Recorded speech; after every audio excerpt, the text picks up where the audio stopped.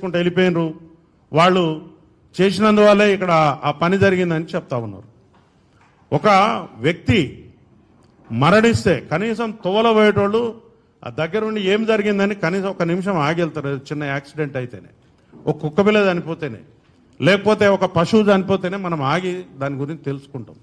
నీ కళ్ళ ముందు ఇంత వ్యవస్థ జరిగి ఇద్దరు మనుషులు శవాల్లాగా పడిపోయి ఉంటే మీరు ఎట్లా వెళ్ళిపోతారు? సామాజిక బాధ్యత మీకుందా? సామాజిక స్పృహ మీకున్నదా? వెళ్ళిపోయిన తర్వాత ఆయన కళ్ళలో నాకు ఎటువంటి పశ్చాత్తాపం కనిపించలేదు. నేను ఏమి సక్సెస్ మీట్లు పెట్టుకోలేను, ఈ 15 రోజుల నుంచి సక్సెస్ మీట్లు జరగట్లేదు అనే బాధ ఒకటి కనపడుతున్నది. నేను పోలేకపోతున్నా అనుకుంటున్నాడు తప్ప వారు చాలా సక్సెస్ మీట్లు అటెండ్ అయినరు. అదేవిధంగా వాళ్ళ ఇంటిని ఒక కళ్యాణ మండపం, ఒక విలాసవంతమైనటువంటి ఇది చేసి వచ్చేవాళ్ళు పోయేవాళ్ళు చాలా మందితో ఆయన చాలా హ్యాపీగా గడుపుతూ ఉన్నారు. మరి సమాజం, ఈ చట్టం, ఈ రాజ్యం ఏం చెప్తుందండి? ఎవరైతే బాధితులు ఉంటారో వాళ్ళ పక్షాన చట్టం మాట్లాడుతుంది, మనం మాట్లాడాలి. నువ్వు బాధితుడివా? ఏ విధంగా బాధితుడివి? పైసలు సంపాదించుకుంటే లెక్కలు చూసుకుంటా ఉంటివి. నీకు అవకాశం కుదిరినప్పుడు లేకపోతే నీ మీద ఎవరన్నా ఏదన్నా అన్నప్పుడు ఒక ప్రెస్ మీట్ పెట్టి ఒక బట్టగాల్చి మీద పడేసి వెళ్ళిపోతున్నావు. నిన్న మీరు ఏం చేశారు? పోలీస్ ఆఫీసర్స్ నాకు చెప్పలేదు అన్నారు. పోలీస్ ఆఫీసర్స్ చెప్పలేదు, నేను వెనక పంపిస్తే పోతావా? అది రాత్రిపూట కాబట్టి అక్కడ జరిగిన సంఘటనకు ఎవరైతే సినిమాలకు వచ్చినారో వాళ్ళు మాత్రమే అక్కడ చూడగలిగినారు. కానీ అదే ఒక డే టైం అయితే అక్కడ ఎంత రచ్చ అయి ఉండేది, అక్కడ లా అండ్ ఆర్డర్ని అదుపు చేసే పరిస్థితి ఉండేదా? మీరే చెప్పాలి. ఎందుకంటే అవాంఛనీయ సంఘటనలు జరుగుతాయి. ఇక్కడ జరిగిన వాడు బాధితుడు కాకుండా పక్కనోడు కూడా ఏదో ఒక పని చేసిపోతాడు. అంత చిన్న ఇరుకైన స్థలంలో ఇంతమందిని గ్యాదరింగ్ వద్దు అని చెప్పి మా పోలీసు వారు చెప్పిన తర్వాత కూడా పోలీసు వారు ఎట్లా చెప్తారు సార్ అని మీరు అంటారు. ఒక అప్లికేషన్ నా దగ్గరకు వస్తుంది. ఆ అప్లికేషన్ మీద నేను ఎటువంటి రెస్పాన్స్ ఇవ్వకపోతే దాని మీద మాకు పర్మిషన్ వచ్చిందా లేదా అని కాగితం మీద రాపించుకుని తీసుకుపోవాల్సినటువంటి బాధ్యత ఎవరైతే నిర్వాహకుడు ఉంటాడో అతనికి ఉంటుంది. సింపుల్ విషయాలు. మనం ఒకళ్ళ ఇంటికి పోతాం, తలుపు కొడతాం, తలుపు తీయలేదని చెప్పి చక్కగా ఇంట్లో పోయి కూర్చుంటామా? నేను తలుపు కొట్టిన సార్ చాలాసేపు అడిగినా అని. నీకు ఒక బాధ్యత ఉంది, రెస్పాన్సిబుల్. అది పబ్లిక్ ప్లేస్. నువ్వు బాధ్యత ఉన్నప్పుడు ఆ రెస్పాన్సిబిలిటీని భుజం మీద తీసుకోవాలి. నువ్వు తెలుసుకోవాలా, తెలవకపోతే తెలుసుకోవాలి. కానీ నీ సినిమాలలో కూడా ఏం పెడుతున్నావు? ఓ పోలీస్ ఆఫీసర్లను నంగా చేసి బట్టలు ఇప్పి ఆ ఆఫీసర్ల మీద నువ్వు తుపాకులు పెట్టుడు, లేకపోతే ఇంకో రకంగా ఇంకో నీచమైనటువంటి ఇచ్చేసినావు. అసలు ఈ సెన్సార్ వాళ్ళు ఏ రకంగా ఈ పర్మిషన్లు ఇస్తున్నారో అర్థమవుతలేదు. ఒక బాధ్యత కలిగినటువంటి ఒక పదవులు ఉన్నటువంటి ఒక పోలీస్ ఆఫీసర్ క్యారెక్టర్ నువ్వు తీసుకుని ఆయన బట్టలు చింపేసి రాత్రిపూటను బట్టలు చింపి పోలీస్ స్టేషన్కి వదిలిపెడితే ఆ పోలీస్ స్టేషన్లో ఉన్న కుక్క కూడా ఆయనను గుర్తుపట్టదు. అట్లాంటి పరిస్థితులు నువ్వు సినిమాలు తీసే పద్ధతి అదే? నువ్వు సమాజానికి ఏమైనా సమాచారం ఇస్తున్నావు? పోలీసుల మీద పబ్లిక్ని తిరగవాడమంటున్నావా? మరలవాడి పోలీసుల మీద చట్టాన్ని చేతిలో తీసుకుని పబ్లిక్లో అన్రెస్ట్ చేయాలని చూస్తున్నావా? స్టేట్ అనేది ఏంటిది? రాజ్యం అనేది, రాజ్యంలో ఒక పద్ధతి ఉంటుంది, దానికి ఒక రాజ్యాంగం ఉంటుంది, చట్టాలు ఉంటాయి. చట్టాల ప్రకారం మనం బతకాల్సిన అవసరం ఉంటుంది. ఎవరైనా కూడా ప్రతి విషయాన్ని కూడా మన సొంతంగా చేతుల్లోకి తీసుకోకూడదు. ఇంట్లో కూడా నీ పిల్లల్ని నువ్వు కొడతావంటే 1-2 సార్లు వాడు మరవాడతాడు. మనం ఒక సొసైటీలో ఉన్నాం. ఆ సొసైటీ యొక్క కట్టుబాట్లు ఉంటాయి. కట్టుబాట్లు అంటే చట్టాలు ఉంటాయి. నువ్వు ఎలా బిహేవ్ చేయాలనో ఉంటుంది. అవన్నీ తెలుసుకోవాల్సిన బాధ్యత ఉంటుంది. నువ్వు నాకు హక్కులు, నీకు హక్కు అంటే తెలియదు, బాధ్యత అంటే తెలియదు. నీకు బాధ్యత లేని సమాజం బిడ్డవని నేను భావిస్తున్నా. ఎటువంటి బాధ్యత లేదు. 130 మంది 1,30,000 కుటుంబాలు ఉన్నటువంటి పోలీస్ డిపార్ట్మెంట్ ఈ సమాజాన్ని ఆర్డర్లో పెట్టడం కోసం అనునిత్యం ప్రతిరోజు ప్రతి క్షణం పనిచేస్తూ ఉన్నది. నీలాంటి వీరులు శూరులు చాలామంది వచ్చిర్రు, కాలగర్భంలో కలిసిపోయారు. నువ్వేదో సినిమాలో డైలాగులు వేసి అది లేదు ఇది లేదు చేస్తే మొత్తం నీ రీళ్ళన్నీ కట్ అయిపోతాయి. నీ రీళ్ళన్నీ కట్ చేస్తాం. ఒక్క పోలీసు కూడా నీ దగ్గర రావద్దని మేము చేసినామనుకో ఎట్లుంటుంది? రేపు నువ్వు పబ్లిక్లో తిరగలుగుతావా? ప్రైవేట్ సైన్యాన్ని పైల్వాన్లను నల్ల బట్టలు వేసుకుని ఆయనకి ఏం తెలుసు? ట్రైనింగ్ చేసిండు ఆయన. చట్ట ప్రకారం ఆయనకు ఉందా? చట్ట ప్రకారం ఆయనకు తుపాకులు పట్టుకుని నీ వెనకాల పబ్లిక్ని దొమ్మిలకు ఉసిగొల్పే అధికారం ఉందా మీకు? లేదు. చక్కగా సన్నాయి నొక్కులు నొక్కుతా ఉన్నారు అక్కడ వచ్చి మీరు. అసలు రెస్పాన్సిబిలిటీ లేదు నీకు, పబ్లిక్ రెస్పాన్సిబిలిటీ లేదు. వచ్చినావు ఈ జూబ్లీ హిల్స్ లాంటి ఇవి తెలంగాణ గడ్డకు హృదయం లాంటి జూబ్లీ హిల్స్లా రూపాయలు ఖర్చు పెట్టకుండా భూములు జాగలు వచ్చినాయి మీకు. అయ్యి పబ్లిక్ పైసలు, ప్రజల యొక్క సొమ్ము. నువ్వు ఒక ఇండస్ట్రీని డెవలప్ చేస్తావని చెప్పి మీకోసం మా త్యాగాల మీద మేము ఇచ్చిన సొమ్ము అది తీసుకున్నారు. ఎంజాయ్ చేయండి, కట్టుకున్నారు, లీజ్ అయిన దాకా ఉండండి. కానీ మీరు అక్కడ ఎటువంటి దుర్మార్గాలు చేస్తున్నారు అంటే అడిగేటోడు లేడని, క్వశ్చన్ చేసేటోడు లేడని మీ ఇష్టం వచ్చినట్టు నాటకాలు చేసుకుంటూ పోతే సమాజం ఊరుకోదు. ముఖ్యంగా ఎవడో ఒకడికి కడుపు మండుతుంది, దానికి తీవ్రంగా మీరు భారీ మూల్యం చెల్లించవలసి ఉంటుంది. చట్టం, యాక్ట్, చట్టం తెలుసుకుని చట్టాన్ని గౌరవిస్తూ చట్ట పరిధిలో నువ్వు ఉంటేనే ఈ దేశంలో పౌరుడవుతావు. లేకపోతే ఈ రాజ్యంలో నీకు ఎటువంటి స్థానం ఉండదు. నాకు కొమ్ములు ఉన్నాయి, లేకపోతే నాకు అపరిమితమైనటువంటి పవర్స్ ఉన్నాయి, నాకు తుపాకులు ఉన్నాయి, కత్తులు ఉన్నాయి, కటార్లు ఉన్నాయి అంటే ఏం జరిగింది? మొన్న మీ సోదర సభ్యులకు ఇచ్చిన తుపాకులు వాపసు గుంజుకున్నారు. పబ్లిక్ అన్రెస్ట్ అయితే ఏమైంది? మీకు ఊర్లో వదిలిపెట్టి పారిపోవాల్సిన పరిస్థితి వచ్చింది. కామన్ కేసు అది. నువ్వు చట్టపరంగా నువ్వు నిర్దోషి అయితే ముద్దాయి ఉన్నావు, నీకు ప్రొసీడింగ్స్ ఉంటాయి, దాని ప్రకారంగా నువ్వు వెళ్ళాలా, లా ప్రకారంగా నడుచుకోవాలి, తీపించుకోవాలి నీ మీద కేసు లేని ఉంటే. కానీ నువ్వు ఇట్లా పబ్లిక్లో రచ్చరచ్చ చేసి నేను డబ్బులు ఇస్తున్నా, ఎవడికి కావాలా నీ ముష్టి? ఎవడికి కావాలి నీ ముష్టి? నువ్వు 10 కోట్లు ఇచ్చి 50 కోట్లు ఇచ్చి 100 కోట్లు ఇచ్చినా పోయిన ప్రాణాన్ని తిరిగి తీసుకురాగలుగుతావా? మళ్ళా ఒక్కొక్కడు సన్నాయి నొక్కులు నొక్కుతా ఉన్నారు. పోలీసు వాళ్ళు మంచిగా ఉన్నంతసేపు మంచుకుంటారు. మాకు కానీ కష్టం కలిగి మమ్మల్ని కానీ తీవ్రమైనటువంటి మీ పదజాలంతో ఇబ్బంది పెట్టినంటే మాత్రం ఎక్కడెక్కడ ఏమేం కట్ చేయాలని అన్ని కట్ చేస్తాం. Be careful my dear friends. మీరు చట్టాన్ని ఉల్లంఘించడానికి ప్రయత్నం చేస్తేనే మీరు ముద్దాయిలు అయిపోయినారు. దానికి చట్టపరమైనటువంటి శిక్షలకు మీరు అర్హులవుతారు. కాబట్టి నేను ఇంకొక విషయం కూడా చెప్తా ఉన్నా. మీరు ఇంటి నుంచి బయటకు వెళ్ళేటప్పుడు, బయట నుంచి ఇంటికి వచ్చేటప్పుడు ఒక రకరకాల కాన్వాయ్లు దర్పం ప్రదర్శిస్తూ ఉంటారు. ఆ దర్పం కూడా అవసరం లేదు. సైలెంట్గా పోయి ఎవరు చాలామంది ఉన్నారు. చిన్నప్పుడు మీరు ఏం సినిమాలు తీస్తున్నారండి? సమాజానికి ఉపయోగపడే సినిమాలు తీస్తున్నారా? భారతదేశ కీర్తి ప్రతిష్టలు ఇన్మడింపజేసే సినిమాలు తీస్తున్నారా? రైతు కుటుంబం సినిమా తీస్తున్నారా? లేకపోతే ఏమన్నా నర్తనశాల సినిమా తీస్తున్నారా? లేకపోతే మన సందేశాత్మకమైన సినిమాలు తీస్తున్నారా? సాగర సంగమం లాంటి ఏమన్నా? మీరు ఏం సినిమాలు తీస్తున్నారు? దొంగతనం ఎట్లా చేయాలి, లంగతనం ఎట్లా చేయాలి, ఎట్లా బారిపోవాలి? కనీసం మహిళలు అంటే మీకు గౌరవం కూడా లేదు. మహిళలు అంటే గౌరవం కూడా లేదు నీకు. ఇంతవరకు ఎవరు అడిగి ఉండడు ఈ ప్రశ్న. నువ్వు హీరోయిన్ పట్టుకుని ఏమంటావు? అరే 1000 రూపాయలు ఇస్తా, అది ముద్దు వేరేదే అడుగురా అంటావు. ఇదే నువ్వు నేర్పించేది? ఏం నేర్పిస్తున్నావు సమాజానికి? ఒకసారి సినిమా తీసేటప్పుడు మా బిడ్డలు గరీబోళ్ళు ఎందుకు తీసే నీ 3000 5000 రూపాయల టికెట్లు కొని ఎందుకు పోవాలి? దానికి ఒక హైప్ క్రియేట్ చేస్తున్నావు. దానికి ఒక థియేటర్ లేకుండా, ఇంకొక కొత్త సినిమా లేకుండా మీరు సినిమాలను పంచుకుని టైమ్లీ నెలకొకడు సినిమా పెట్టుకోవాలి. ఆ సినిమా తప్ప ఇంకొక సినిమా ఆడద్దు. ఏముంది మీ దాదాగిరి? మీకు ఆ రైట్ ఉందా?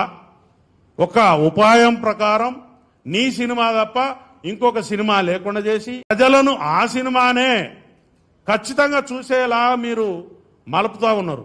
ఒక కెనాల్ వాటర్ పోతుంటే ఏ పంట పొలంలోకి మలపాలనో రైతుకు తెలిసిన లాగా మీరు దీన్ని పండించుకుంటున్నారు. సినిమా టాకీస్లా రేట్లు 100 రూపాయలు, 50 రూపాయలు, 20 రూపాయలు ఉంటుండే. ఆ రేట్లు 100 పక్కన 4 సున్నాలు, 25 పక్కన 2 సున్నాలు. ఏంటిదండి ఇది? What is this? నిన్నెవరు మేము బతిలానేమా మా కోసం ఒక ఇట్లాంటి సినిమా తీసి పెట్టని? నేను ఇక్కడి నుంచి చెప్తున్నా, నువ్వేమన్నా పారంజి సినిమాలు చూపిస్తున్నావా బాబు?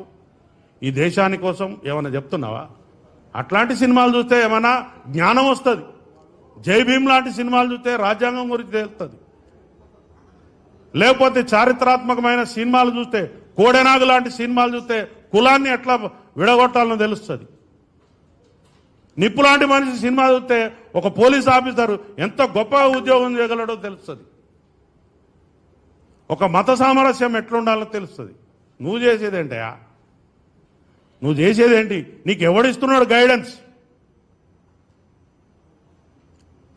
చెప్పేది ఒకటి, చేసేది ఒకటి. మీరు మీ తోలు మంచిగా ఉంచుకోకపోతే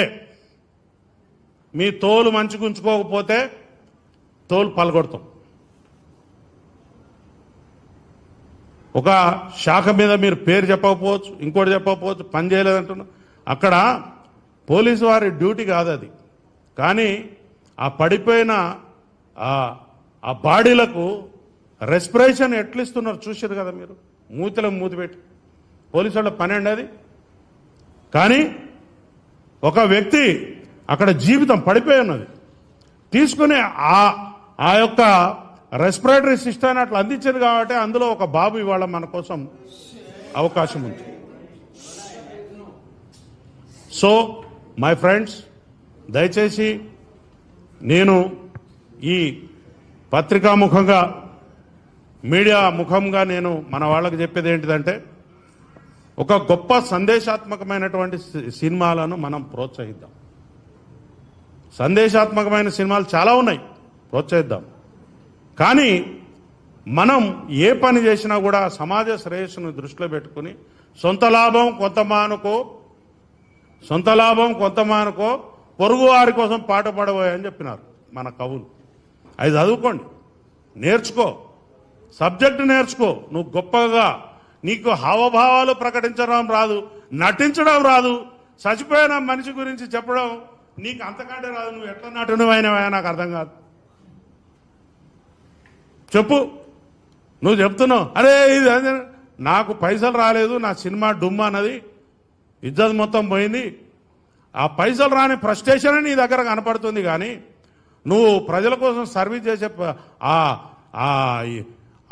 ఏదైతే చితికిపోయిన ఫ్యామిలీ గురించి నువ్వు ఆలోచించే యొక్క ఫీలింగ్స్ నీ ముఖంలో మాకు కనిపిస్తలేవు. కాబట్టి ముందు నటన నేర్చుకో. ఇదైనా నటించు నువ్వు ఫస్ట్. ఇట్లాంటి ఎవడు చేయైనా దురదొచ్చిన కాడ ఎక్కడైనా గోక్కోవడానికి వెళ్ళిపోతుంది. చెయ్యి, పెద్ద విషయమేం కాదు అది. అప్రయత్నంగా పోతుంది అది. నాకు ఇక్కడ తలలో దురద పెడతాను. నేనేం దానికోసం పెద్ద యాక్షన్ నేర్చుకోక్కర్లేదు, లేకపోతే ప్రతిభ చూపి అక్కర్లేదు. ఆటోమేటిక్ పోతే గోక్కుంటుంది, చెమట పడుతుంది, తుడుచుకుంటా. ఈ చిన్న చిన్న విషయాలు. నువ్వు మహానటుడివే, మేము కాదంటలేము. కానీ నువ్వు మా డిపార్ట్మెంట్ మీద వ్యక్తిగతంగా పోలీస్ అధికారులు నాకు చెప్పలేదు, నన్ను పిలవలేదు, నేను చెప్తే వెళ్ళిపోయేటోడిని. ఎందుకు చెప్తారు నీకు? నువ్వు తీసిమార్కానువా? నువ్వు మామూలు పౌరుడివి. You are a common citizen. నీకు సిటిజన్షిప్ ఇక్కడ ఉందో లేదో కూడా తెలియదు. నీ ఆధార్ కార్డు ఎక్కడుందో మాకు తెలియదు. ఫస్ట్ ఆంధ్రాలో ఉందా, తెలంగాణలో ఉందా? ముందు అది డిక్లేర్ చేయి మాకు. ఏంటి ఈ వ్యవస్థ ఏంది? నువ్వు చేసే కథ ఏంది? మా యొక్క అసెంబ్లీ సమావేశాలు నడుస్తున్నాయి, అక్కడ బ్రహ్మాండమైనటువంటి ప్రజల పైసలతో చర్చలు నడుస్తున్నాయి. నీ రామాయణమేంద్రా బాబు మాది ఇక్కడ. ఇది ఏంటిది? ఇక్కడ గంట సమయం, it is a valuable time. ఒక నిమిషానికి 2 లక్షలు 3 లక్షలు ఖర్చు అవుతాయి. గంట సమయం పోయింది మా అసెంబ్లీ. ఏమంటావు? అసలు నీ గురించి మేమెందుకు ఇక్కడ బాధపడాలి? పిచ్చి పిచ్చిగా. నీకు ఈ తెలంగాణ సమాజం చాలా మంచిది, సౌమ్యులు, ఎవరినైనా ఆదరిస్తారు. కాబట్టి మీరు ఇంకా ఇక్కడ నాటకాలు చేస్తూ ఉన్నారు. కాబట్టి నేను ఒక మంచి సందేశాన్ని, ఒక సున్నితంగా మిమ్మల్ని హెచ్చరించడం కోసమే నేను ఇక్కడ వచ్చిన. మా యొక్క కుటుంబాలు 1,30,000 మంది పోలీస్ ఆఫీసర్స్, వాళ్ళ ఫ్యామిలీస్ ఒక్కసారి అడ్డం తిరిగితే ఏం జరుగుతుందో మీకు తెలియదు.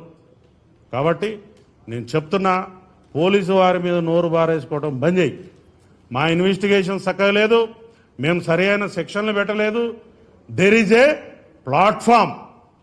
నువ్వు చక్కగా పో, చట్టం దగ్గర పో. వీళ్ళు సరి అయినటువంటి నా మీద అభియోగాలు పెట్టలేదు కాబట్టి దాన్ని రద్దు చేయించుకో. రద్దు చేయించుకున్న తర్వాత నీకు ఇంకా బాగా కసి కోపం ఉంటే వారి మీద డిఫేమేషన్ సూటి. కానీ అడ్డదిడ్డంగా పోలీస్ అధికారుల జోలికి వస్తే మాత్రం ఇందాక నేను చెప్పినట్టు కట్ అయిపోతుంది, రీల్స్ కట్ అవుతాయి. సీదా చెప్తున్నా, రీల్స్ కట్ అవుతాయి. ఇన్ని రోజులు మేము వేచి చూసినాం. ఇంకా కొంతమందికి చెప్తున్నా నేను, పోలీస్ ఆఫీసర్లను లంజొడక, వాడేవాడు వీడేవాడు, దొమ్మికొద్దాం, అది చేద్దాం అనుకున్న పెద్ద మనుషులకు కూడా రీల్స్ కట్ అవుతాయి. మేము టాలరేట్ చేసే స్థితిలో లేం. Be careful in future. చట్టం ఏదైతే పోలీస్ ఆఫీసరు చేస్తాడో ఆ చట్టంలో నీకు ఎటువంటి నొప్పి కలిగినా, నీకు చాలా ఏజెన్సీస్ ఉన్నాయి, వేదికలు ఉన్నాయి, మీరు ఆ ప్రదేశాలలో పోయి ఈ పోలీసు మీద యాక్షన్ తీసుకోండి అని చెప్పొచ్చు. కానీ అంత పని చేసి దగ్గర 10,000 మంది క్రౌడ్ ఉన్నది, 50 మంది కూడా లేరు అక్కడ ఆఫీసర్స్. మొత్తం నీకు పోలీసు అంతా వచ్చి నీకు అక్కడ పనిచేస్తున్న తర్వాత కూడా నువ్వు పోలీసుల్ని కించపరిచినట్టు మాట్లాడుతున్నావు అని అంటే నువ్వు ఏమనాలో? నీకు ధమాకు ఉండి మాట్లాడుతున్నావా, ధమాకు లేక మాట్లాడుతున్నావా, లేకపోతే సామాజిక స్పృహ ఉన్నదా, చట్టం చదువుకున్నావా? ప్రతి ఒక్క పౌరుని బాధ్యత రాజ్యాంగం గురించి తెలుసుకోవటం, చట్టం గురించి తెలుసుకోవటం. చిన్న చిన్న విషయాలు కూడా మీరు ముందేసుకొని ఎవరిని బ్లేమ్ చేద్దాం అనుకుంటున్నారు, ఎలా బయటపడదాం అనుకుంటున్నారు? This is not the way. నువ్వు ఎవరినో బదనాం చేసి బయటపడాలనుకునేది తప్పు. నువ్వు చేసింది తప్ప రైటా అనేది కూడా నేను చెప్పాను. ఎందుకంటే నీ విజ్ఞతకు వదిలేస్తా. నీ దగ్గర ఉన్న చట్టాన్ని నడిపించే న్యాయవాదులు మీ దగ్గర ఉన్నారు, వారు చెప్తారు నువ్వు. అంతేగాని కోర్టు ఏం చెప్పింది? కోర్టు విషయాలు నేను మాట్లాడకూడదు, కానీ ఏం చెప్పింది? నీ కోర్టు కేసు తీసేసిందా? తీసేస్తే మరి మంచిగా హ్యాపీగా తిరుగు. తీసేసిందాక మాత్రం నువ్వు ముద్దాయివే కదా. ముద్దాయి ఏం చేయాలి? నీకు రెగ్యులర్ బెయిల్ కూడా కాదు, రెగ్యులర్ బెయిల్ కూడా కాదు, ఇంటర్మ్ బెయిల్. నువ్వు దాన్ని చూసుకుని నాకు అంత స్వేచ్ఛ వచ్చేసింది అనుకోవద్దు. You are under the clutches of law. చట్టాన్ని నువ్వు ఖచ్చితంగా పాటించవలసినదే. చట్టాన్ని పాటించకపోతే జైలు ఊసల వెనక ఉండాల్సిందే. అది చట్టం. మీరేమన్నా మాకు చుట్టమా? మీరేమన్నా మాకు శత్రువా? మీరేమన్నా మాకు లేకపోతే పాలోడా పగోడా? ఏమున్నది మీతో మాకు? కాబట్టి మీ అనుభవం, మీకు 22 సంవత్సరాల అనుభవం ఉంది, 30 ఏళ్ళ అనుభవం ఉంది, మాకు అవసరం లేదు. కానీ మీరు చట్టాన్ని మాత్రం ఖచ్చితంగా గౌరవించాల్సిందే. మీది ఏం కేసు అండి? ఇట్లాంటి కేసులు ప్రతిరోజు 10ల సంఖ్యలో రిపోర్ట్ అవుతాయి. 10ల సంఖ్యలో రిపోర్ట్ అవుతాయి. You are one of the accused. ఇట్లాంటి కేసులో నువ్వు ఒక నేరస్తునివి మాత్రమే. మరి చట్టం గురించి రకరకాల ఇలిస్ట్రేషన్స్ ఇస్తా ఉన్నారు మీరు. ఏదున్నా కూడా పేపర్ మీద ఏదైతే ఉన్నదో గదే. పేపర్ మీద లేని దాని గురించి మనం పట్టించుకోవాల్సిన అవసరం లేదు. నిన్న నువ్వు పదే పదే నాకు ఆ కుటుంబం మీద బాధ్యత ఉన్నది, ఇది ఉంది, అది ఉంది, పైసలు పెట్టి ఎంతమందిని కొంటావు? నువ్వు ఉన్నదే లీజు జాగలో ఉన్నావు. జూబ్లీ హిల్స్లో భూమి కొనాలంటే ఎంత అవుతుంది? రూపాయి 10,000 వస్తుందా? ఎవరో రాజకీయ నాయకుడు ఇక్కడ మీ ఇండస్ట్రీ డెవలప్ కావాలని చెప్పి మీకోసం ఒక సౌలత్ కల్పించారు.